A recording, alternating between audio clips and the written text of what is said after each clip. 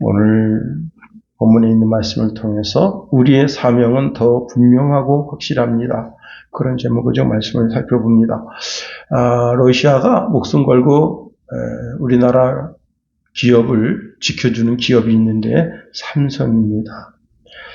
러시아가 지금은 전쟁 중인데 그러는 사이에 이제 10년 연속 1위 하는 기업이 한국의 삼성이라고 합니다. 이게 단순한 기술력 때문이 아니고요. 25년 전 1998년 러시아 경제가 박살이 났습니다.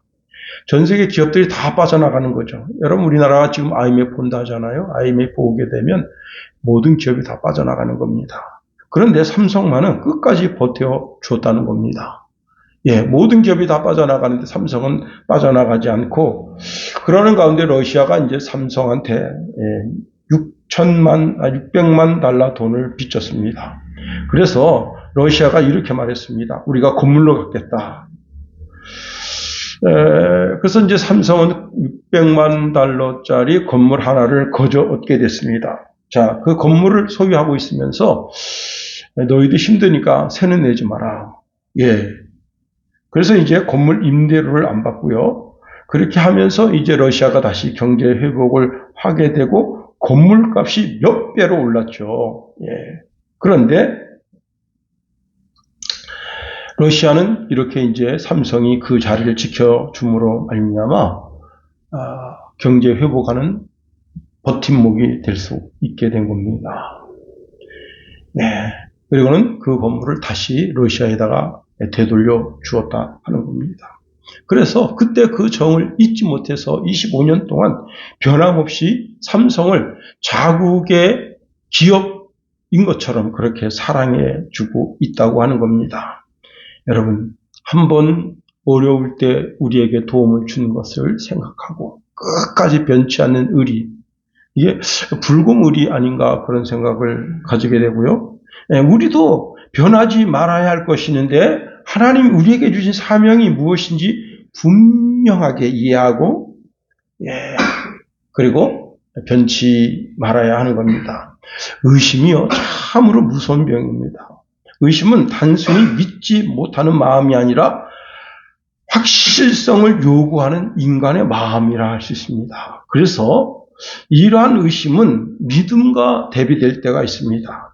근데 이러한 의심이 때로는 신앙적으로 믿음을 더 성장시키는 자극제가 될 수 있지만 대부분의 의심은 그 사람의 이제 행동도 결정도 마음의 상태도 또 영적인 상태도 부정적인 상태로 변하기 쉽다 하는 겁니다.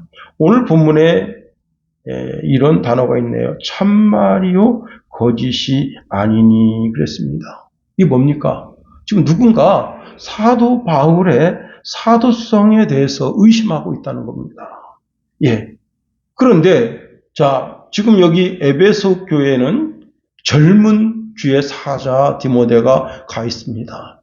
그러니까 이 젊은 목사를 바라보면서 그 의심의 눈초리를 보내는 거예요. 이 사람이 정말 진리 가운데 서 있는 사람이 맞는가?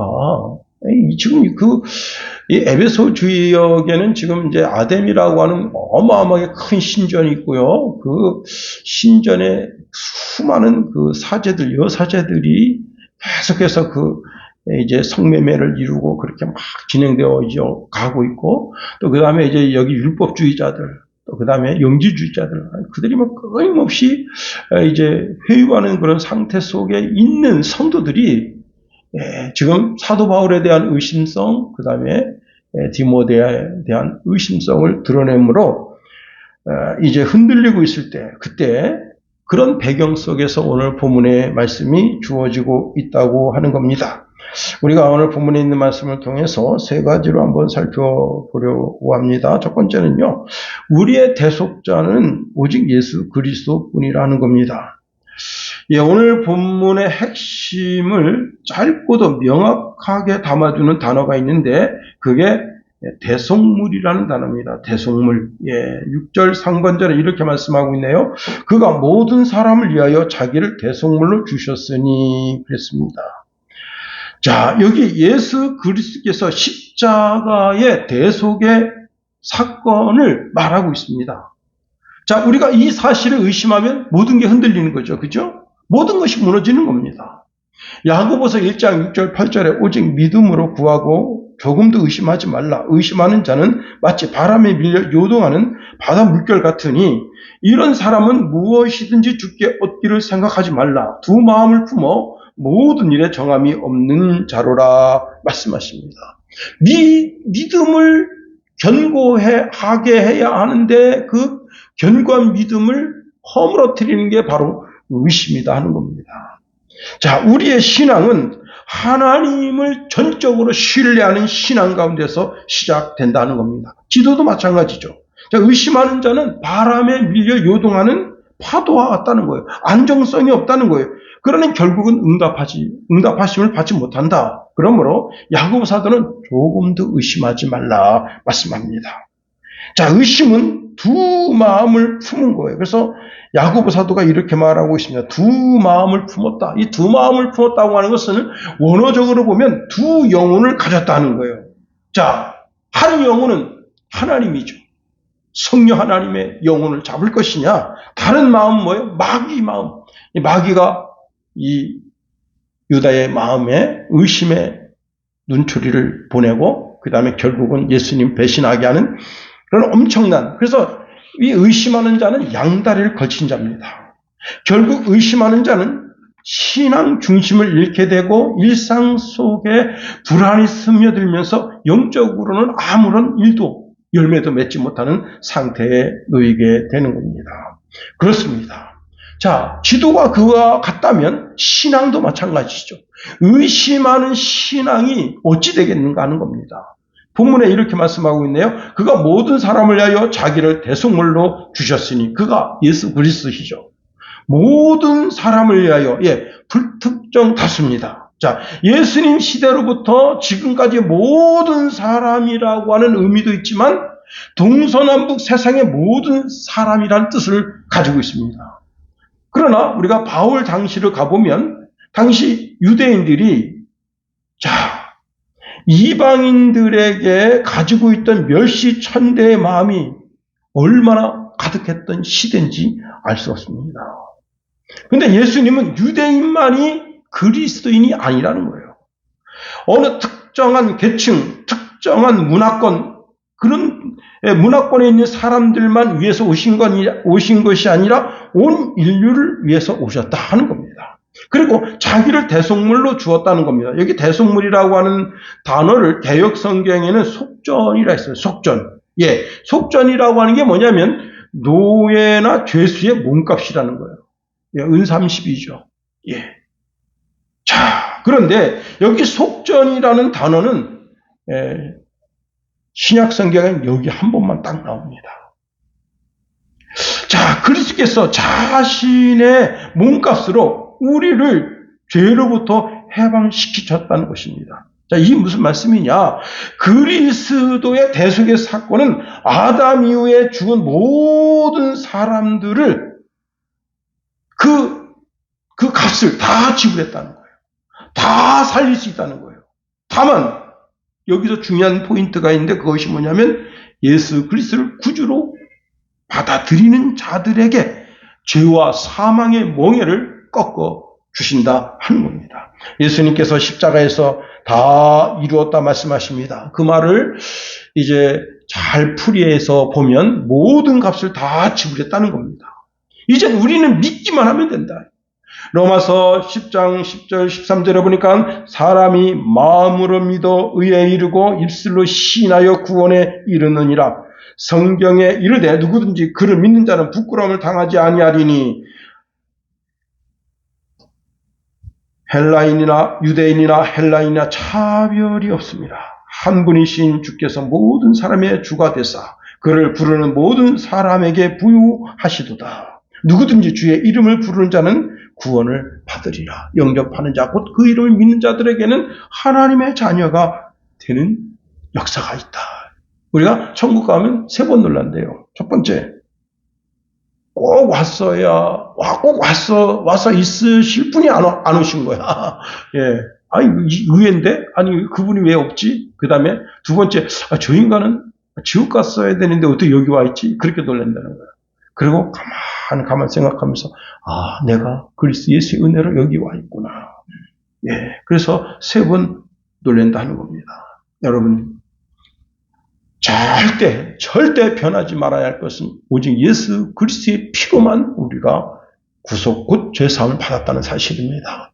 이만희가 우리를 위해서 피 흘리지 않았습니다. 문선명이가, 여러분 박태선이가, 또 우리나라에 여러분 하나님을 자청하는 자들이 128명인가 있다는데 그 인간들이 우리를 위해서 한 게 아무것도 없어요. 그들은 우리의 영혼을 속여서 우리 주머니에 있는 돈을 노리는 것뿐입니다. 두 번째로, 하나님은 아주 적절한 때에 예수를 이 땅에 보내주셨다는 겁니다. 6절 하반절에 이렇게 말씀하고 있네요. 기약이 이르러 주신 증거니라 말씀합니다. 자, 예수님의 십자가 사건은 우연히 일어난 사건이 아니라는 거예요.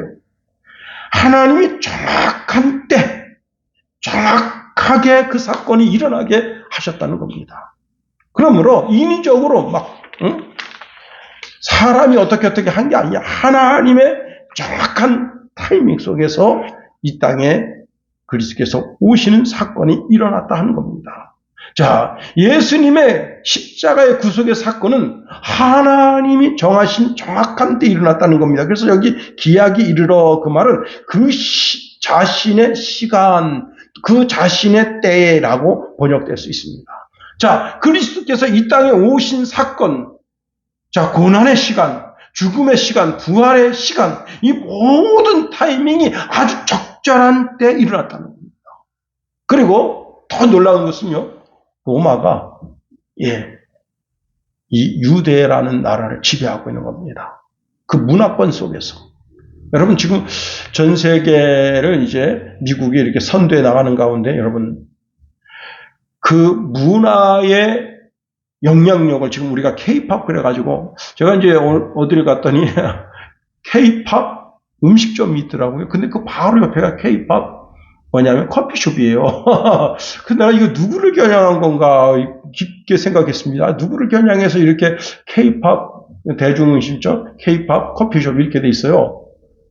그래서 아니 이거 우리 자국민을 위해서는 이렇게 하지 않았을 텐데 그런 생각을 해봅니다. 근데 좀 한가하더라고요. 차는 몇 대 없고, 근데 커피숍에는 사람은 바글바글 되는데 음식점에는 사람이 몇 사람 없었습니다. 그런 거죠. 자, 여러분 영어권 문화 속에서 우리나라 그 K-팝 가수들이 영어도 하고 그러면서 막 그게 전 세계로 막 퍼져나가는데, 지금 막 또 그 다음에 그 K-팝 통해 가지고 한국 가요에 미쳐가지고 독일의 한 여학생인데 그 여학생이 한글에 미쳐가지고 한국으로 이렇게 유학 왔어요. 근데 그 집에서 난리 났습니다. 왜 그런 후진국가, 우리나라가 옛날에 도와주던 그런 불쌍한 나라, 그런 데 나라가서 배우려고 하느냐 그랬는데 걔가 와가지고 뭘 배웠냐면 K-팝을 한 거예요. 그래가지고 노래를 하는데 여러분 그 전통 트로트는 잘 우리가 부르기가, 한국 사람도 부르기가 쉽지가 않거든요. 근데 너무 잘 부르는 거야. 조금 이게 여기 발음이 조금 그런 구석이 한 세네 군데가 있는데 진짜 잘 불러요. 그런데 그 노래를 듣고 이제 여러 나라 사람들 이 표정을 보여주면 막 울어요. 근데 우리는 그게 그 노래가 아닌데, 우리가 그만큼 정서가 메말랐나 봐. 우리 한국 사람은 그 노래를 가지고 안 울어요. 그런데, 전 세계 사람들이 그 노래 들으면서 눈물을 훌쩍훌쩍 합니다. 그러니까 그게 슬픈 노래처럼 들리나 봐. 그게 슬픈 노래가 아닌데, 하여튼 K-팝이 주는 의미가 그렇습니다. 자, 그런데, 다시 본문으로 돌아가면, 예수님을 이 땅에 보내주시마 하나님께서 약속해 주셨습니다. 창세기 3장 15절에 내가 너로 여자와 원수가 되게 하고 내 후손도 여자의 후손과 원수가 되게 하리니 여자의 후손은 내 머리를 상하게 할 것이요 너는 그의 발꿈치를 상하게 할 것이니라 했습니다. 이것을 원복음이라 한다. 첫 번째 복음이라 한다 하는 겁니다. 자, 최초의 복음, 첫 번째 복음, 이 첫 번째 복음의 내용을 자세히 들여다보니까 여자의 후손이 누굽니까? 예수 그리스도 메시아죠. 예. 그 다음에 뱀은 누굽니까? 사탄이죠. 에덴 동산에 뱀이 아주 가장 강교한 동물로 와서 하와를 꺾고 아담을 꺾었잖아요. 예. 자, 그런데 이 약속이 누구한테 주어지는가 하면 아브라함에게 주어집니다. 창세기 12장 3절에 보니까 땅의 모든 족속이 너로 말미암아 복을 얻을 것이라 말씀하십니다. 예. 창세기 3장 15절에 있는 그 여인의 후손이 아브라함의 그 피를 통해서 이 땅에 오실 것을 구체적으로 약속합니다. 그리고 그리스도께서 뱀의 권세를 꺾으실 것을 민수기 24장 17절에 이렇게 말씀하고 있습니다. 한 별이 야곱에게서 나오며 한 유가 이스라엘에게서 일어나서 모압을 이마를 쳐서 무찌르리니 말씀하고 있습니다. 그리스도가 이 땅에 오셔서 대적인 머리를 치는 사건, 즉 창세기 3장 15절에 그리스도께서 그 사단의 마귀의 머리를 짓이겨 버리시는 거예요. 머리가 깨지면 죽는 거 아니에요. 그런 머리를 상하게 하는 예언과 연관되어져 있다고 하는 겁니다.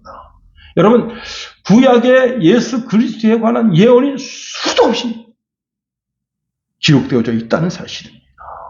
그런데 그 약속이 드디어 이루어졌다. 창세기 로마서 5장 6절에 보니까 우리가 아직 연약할 때에 기약대로 약속대로 그리스도께서 경건하지 않은 자들을 위하여 죽으셨다. 예. 갈라디아서 4장 4절에 때가 참에 하나님이 그 아들을 보내사 여자에게서 나게 하시고 율법 아래 나게 하신 것은 율법 아래에 있는 자들을 속량하시고 우리로 아들의 명분을 얻게 하려 하심이라 말씀하십니다. 예수가 역사 속으로 들어왔다는 거예요. 그리스도가 하나님의 아들이신 그리스도가 역사 속으로 들어온 거예요. 그 하나님의 약속 그대로 그 약속이 이루어진 거예요. 자, 하나님은 그 약속을 지키셨습니다. 자, 그런데 성경은 그 이상의 이야기를 하고 있습니다. 문제는 6절 하반절에 기약이 이르러 주신 증거니라 말씀하고 있거든요. 이 복음이 내 귀에, 즉 넌 크리스찬의 귀에 들려져야 한다는 거예요. 예, 그래서 그거 증거가 돼야 되는 거예요. 예수 그리스도께서 우리를 위해서 속전, 당신의 피로 우리를 사셨다. 그 복음이 어떻게 해요? 기약이 이르러 이제는 넌 크리스찬 예수 믿지 않는 사람 귀에 들려져야 하는 거예요. 그래서 이 기약이 이르러 주신 증거니라고 하는 구절은 이중 복선을 깔고 있다는 거예요. 구약의 약속대로 이 땅에 예수 그리스도께서 오셨다. 오셨다. 그런데 그 다음에 뭐예요? 그 증거가 예수 믿지 않는 사람 귀에 들려지고 마음에 믿어지고 입술로 예수 그리스도를 시인해서 어떻게 해요? 하나님의 자녀가 되는 그런 역사가 있어질 때 그 증거가 완성되는 거예요. 그렇습니다. 여러분, 이런 역사가 오늘도 세계 곳곳에서 이루어집니다. 여러분, 그 사울이라는 청년이 혈기 왕성해가지고 눈에 그냥 뵈는 게 없죠. 사기가 등등합니다. 예수 믿는 사람 만나면 그냥 그 원래 들고 다니는 몽둥이가 있잖아요. 50cm 되는 몽둥이 후려칩니다. 그냥 어디가 부러지라고. 그러면서 후려칩니다. 그리고는 이제 예수 안 믿겠다는 각서를 받고 놓아주기도 하고. 그 못된 짓을 하다가 다메섹 도상에서 여러분 그 사울이라는 청년을 누가 상대하겠어요? 오늘날 이재명과 같은 거예요. 누가 상대하겠어요? 어떤 기독교인이 그 맞서서 상대하겠습니까? 참 두려운 거예요. 목숨 내놔야 되는 거예요. 그래서 그 사울이라는 청년은 그 누구도 그냥 상대하지 못합니다. 그런데 어떻게 해요? 예수님 집중 나타나시고. 와. 그리고 그를 완전히 변화시켜 주십니다. 예, 아프리카에 이제 사탄을 숭배하는 한 남자가 SNS에 보여집니다. 사회자가 그 남자를 이렇게 인터뷰를 하는데 이렇게 고백합니다. 사탄 만세. 아, 진짜 이런 만세가 무슨 뜻이라 했죠? 예, 만세라고 하는 것은 왕 중에 왕에게만 붙여지는 이제 영원하소서라고 하는 고백입니다. 그러니까 사회자가 웃어요. 그러면서 이 사람이 이렇게 말하면 난 이게 진짜라고 믿고 살아왔습니다. 사회자가 다시 한번 말해보세요. 사탄 숭배자가 몇 명이나 되나요? 그때 12,000명입니다. 그런데 그가 변화될 수밖에 없는 사건이 일어났습니다. 환상 중에 예수 그리스도께서 그에게 나타나신 겁니다. 그의 얼굴을 그 사람 얼굴에 가까이 와 계시면서 얼굴을 비춰주는데 이 사탄 숭배자가 이렇게 고백하고 있습니다. 나는 솔직히 무서웠습니다. 이분이 예수님이라면 어떡하지 하는 생각을 했습니다. 나는 사탄주의자로서 큰일이 일어난 겁니다. 그래서 이 이제 사탄 숭배자가 그 예수님에게 난 당신이 두렵습니다. 이렇게 고백했습니다. 그때 주님께서 이렇게 말씀하셨습니다. 두려워하지 말아라 하면서 그 마음 가득 사랑을 가득 채워 주신 겁니다. 이 사탄 숭배자가 한순간에 그리스도 예수의 사랑을 깨닫고 너무나 그 사랑하는 주님의 사랑하는 마음이 가슴속 벅차니까 그 자리에서 주저앉고 말았습니다. 그리고는 이제는 복음의 한 전도자로서의 삶을 바꾸면서 살아갑니다. 이슬람권의 이제 테러리스트 지도자 남자인데요. 그는 이제 전통적인 이슬람의 아들로 참 잘생겼습니다. 아주 호남형이에요. 우리나라에 오면 수많은 여성들이 막 그냥 진짜 오빠 사인해 주세요 이러면 쫓아다닐 만한 그런 멋진 얼굴이에요. 그런데 그가 누가 전도를 한 게 아닙니다. 환상 중에 어떤 한 남자가 자기 이제 왼쪽 어깨에 손을 얹습니다. 그 손길을 느끼는데 음성이 들립니다. 내가 너를 용서한다. 그래서 이 테러리스트 이 청년이 그 말을 이해하지 못했습니다. 날 용서한다고? 내가 무슨 죄를 지었는데 나는 죄를 짓지 않았어. 뭘 용서한다는 거야? 그리고는 이제 내가 너를 용서한다라고 하는 말을 이해하지 못했고 이해할 수도 없었습니다. 그래서 이렇게 물어요. 뭐라고요? 그게 가능합니까? 이 사람은요 평생 알라에게 용서와 자비를 베풀 알라만이 용서와 자비를 베풀 수 있다고만 배웠습니다. 그런데 그 용서와 자비를 언제 베품을 받게 되는가 하면 자기가 여기서 이제 그 코란을 믿지 않는 자들을 많이 죽이고 몸을 많이 상하게 하고 그리고 이제 죽음의 문턱 앞에 갔을 때 그때가 알라가 야, 너 세상에 있을 때 정말 내가 너한테 준 복음을 위해서 이렇게 열심히 살았구나. 그리고 그때 자비와 용서를 준다는 거예요. 그런데 지금 내가 너를 용서한다 하는 말을 들으니까 그가 물었습니다. 당신이 누구길래 나를 용서하고 오늘 내가 용서받았다고 느끼게 합니까? 하니까 그분이 이렇게 말했습니다. 내가 곧 길이요 진리요 생명이다. 그런데 이 청년은 이 말뜻을 몰라요. 예수 믿는 사람이 아니면 이 말뜻을 모릅니다. 그래서 이 청년이 다시 물었습니다. 나는 이 말뜻을 알지 못합니다. 이런 말은 한 번도 들어보지 못했기 때문입니다. 당신 이름이 뭡니까? 그랬더니 나는 예수 그리스도이고 살아있는 하나님이다. 그리고 그가 그 순간 마치 다메섹 도상에서 강력한 빛과 함께 부활하신 주님을 만나고 회심한 사울처럼 그가 회심했습니다. 누가 성경이 있다는 말, 예수가 정말 그리스도고 하나님의 아들이란 말 전해준 적이 없습니다. 한 번도. 그런데 주님이 찾아오셔서 지금 세계 곳곳에서 이런 일들이 일어나고 있다는 겁니다. 그래서 근세기 안에 주님이 오시지 않을까 하는 그런 생각도 가져보게 되는 겁니다. 잘 들으세요. 여기 기약이 이르러 주신 증거는 두 개의 의미가 있어요. 하나님께서 창세기 3장 15절에 약속하신 그 약속을 예수 그리스도를 통해서 이 땅에 보내주심으로 그 약속이 이루어졌고 이제는 그 복음이 또 어떻게 해요?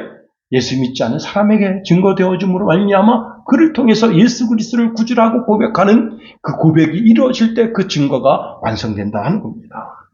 세 번째로, 자, 우리는 이 복음, 바울이 전한 복음, 디모데가 전한 복음, 베드로가 전한 이 복음의 사명을 가진 자들이다 하는 겁니다. 자, 6절 하반절에서 기약이 이루어주신 증거가 나에게 전달되어서 내가 예수를 나의 구속자로 고백하고 구원받아 하나님의 자녀가 됐습니다. 근데 여기서 아주 중요한 것이 여러분 7절 말씀 보세요. 7절. 바울은 이 복음의 전달자가 됐다는 거예요. 우리 한번 다 같이 한번 읽어볼까요? 시작. 이를 위하여 내가 전파하는 자와 사도로 세움을 입은 것은 참말이요 거짓말이 아니니 믿음과 진리 안에서 내가 이방인의 스승이 되었노라. 자, 바울은 예수님이 나의 대속자가 되신다. 온 인류의 대속자가 되신다. 이 복음의 증거를 전파하는 전파자가 되었다. 그렇게 고백합니다. 여기 전파하는 자라는 말뜻은 왕의 명령, 또 군주, 행정장관, 총독, 군대 지휘관의 공식 통신문을 배달하거나 공공문서를 전달하고 이에 준하는 의무를 준행하면서 배달하는 사자를 일컫는 말입니다. 이게 뭐냐? 군대에 보면 전령이라는 게 있어요. 예. 요즘은 전령이 있는지 모르겠는데, 제가 군 생활할 때 이제 전령이라고 하는 그 완장을 차고 다닙니다. 이 사람은 모든, 그 교통 편의를, 국가로부터 이렇게 받게 돼 있어요. 그래서 그 전령증을 가지고 보여주면 택시도 잡아서 아무 데나 타고 갈 수 있어요. 택시, 그 다음에 버스. 택시기사 굉장히 싫어하죠. 버스, 그 다음에 항공기, 배편. 이게 전달해야 될 자기 그 구역에 그 통신문을 전달하기 위해서는 모든 통신을 사용할 수가 있습니다. 모든 교통수단을.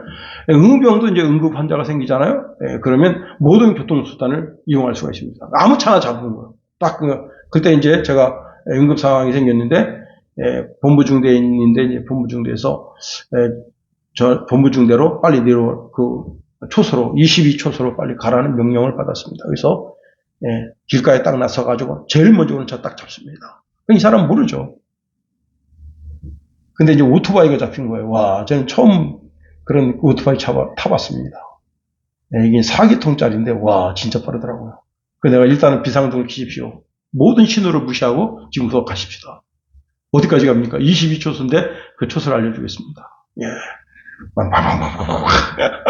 거의 한 15km 정도 되는 거리를 모든 신호를 무시하고 빵빵빵 가는 거예요. 근데 이 크레모아를 입에다 물고 터뜨렸는데 아주 그냥 참 상황이 안 좋죠. 그래가지고 이제 내 손에서 이 처치가 불가능하니까 이제 본부중대 앰뷸런스로 오라 하고 앰뷸런스 타고 이제 동해병원에 가서 동해병원에서 헬기 요청해가지고 원주병원으로 갔는데 목숨은 건졌어요. 근데 입이 이렇게 여기 입 물고 있는데 이게 다 날아간 겁니다. 지금 아마 어서 살고 계실 거예요. 지금도. 예, 자 전파하는 자. 예, 자 바울은 왕의 왕 대신 예수 그리스도의 명령을 받아 그 복음을 전달하는 전달자 역할을 하고 있다는 거예요. 더 나아가 자신은 사도의 사명을 감당하고 있다고 하는 겁니다. 사도라는 말 뜻은 이제 보내심을 받았다는 뜻입니다. 예, 하나님께로부터 명령을 하달받아서 세상에 가서 그 명령을 전파하도록 명령을 받고 있다는 겁니다. 사도행전 9장 15절에 보면 예수님께서 그 아나니아라고 하는 주의 사자에게 이렇게 말씀하십니다. 이 사람은 내 이름을 이방인과 임금들과 이스라엘 자손들에게 전하기 위하여 택한 나의 그릇이라 말씀하십니다. 자, 사울이 이렇게 복음을 전하다 보니까 이제는 어떻게 됐는가? 이방인의 스승이 되었습니다. 지금 그러면 지금 세 가지를 이야기하고 있죠.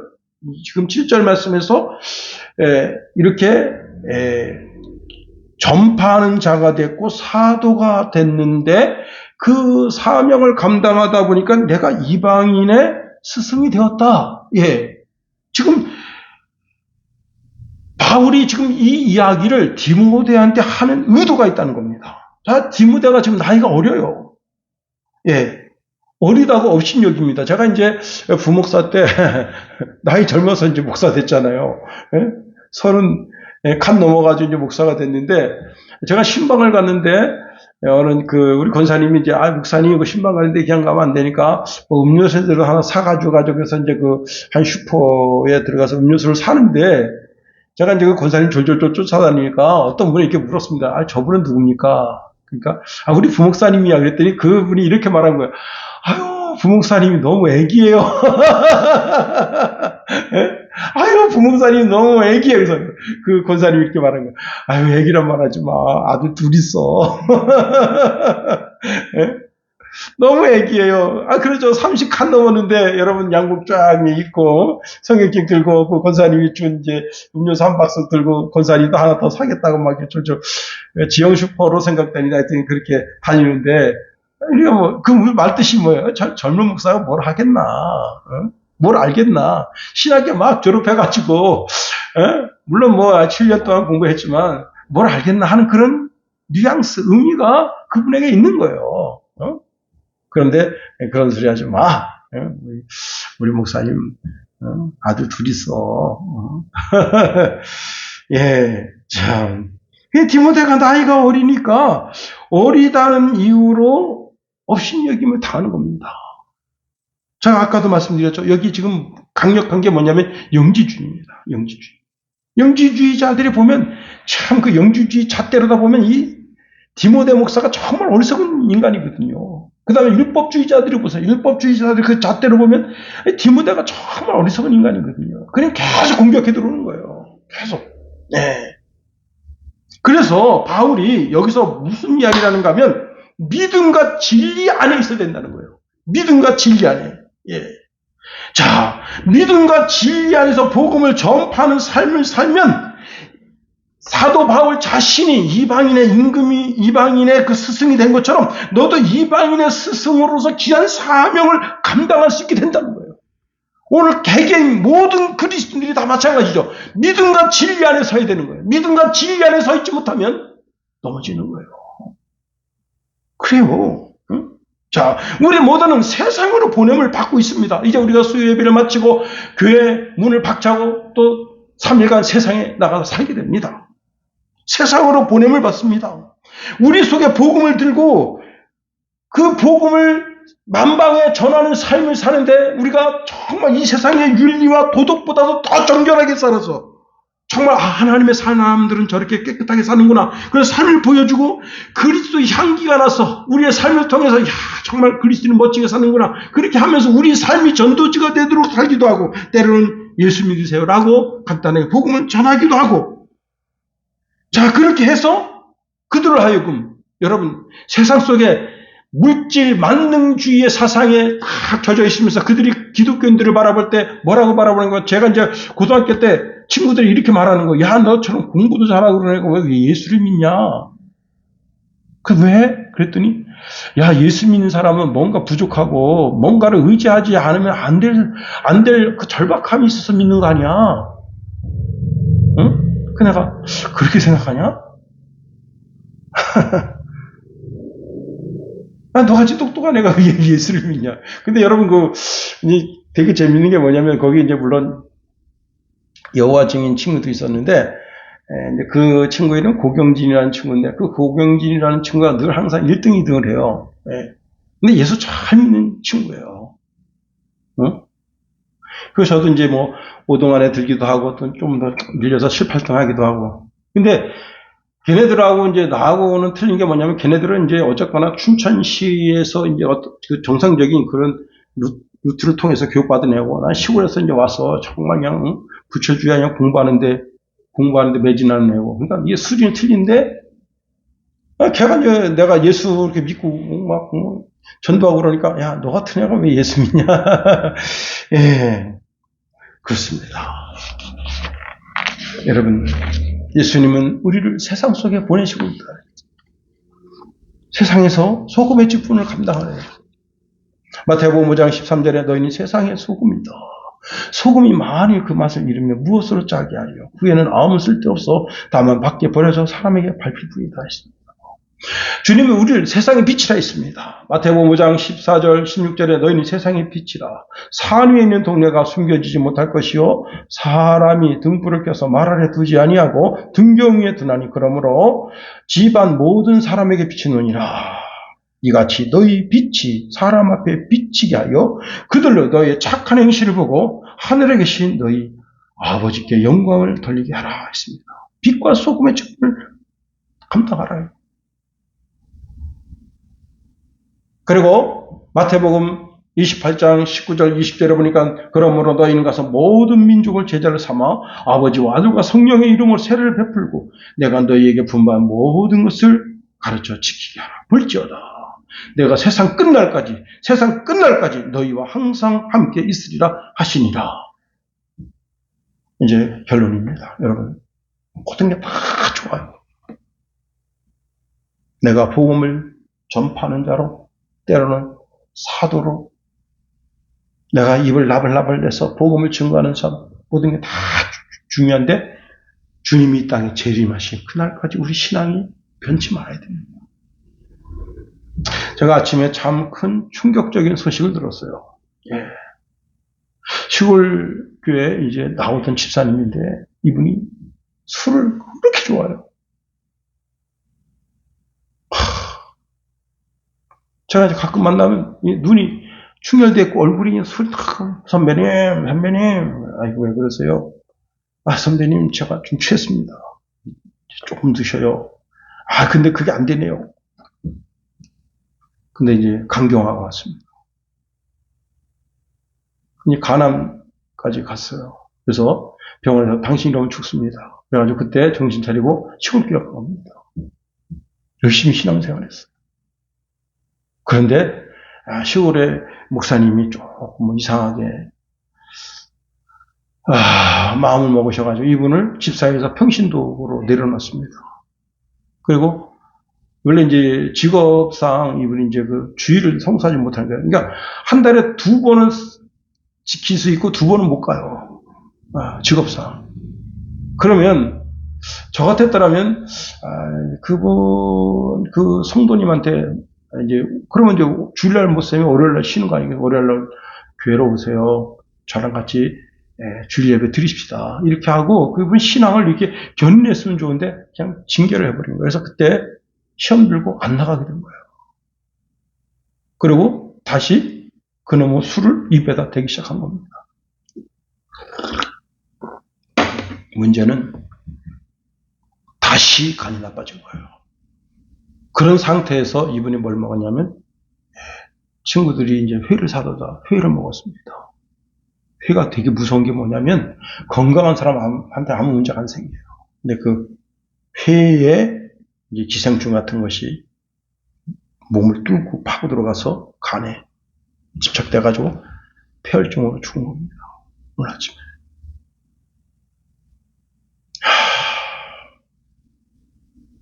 참. 여러분 끝까지 믿음과 진리 안에 서 있고 주님 오시는 그날까지 변치 않는 신앙으로 이 세상의 빛과 소금의 직분을 감당하고 이 세상으로 보냄을 받은 자의 사명을 감당하는 저와 여러분이 되기를 예수님의 이름으로 축원해 드립니다.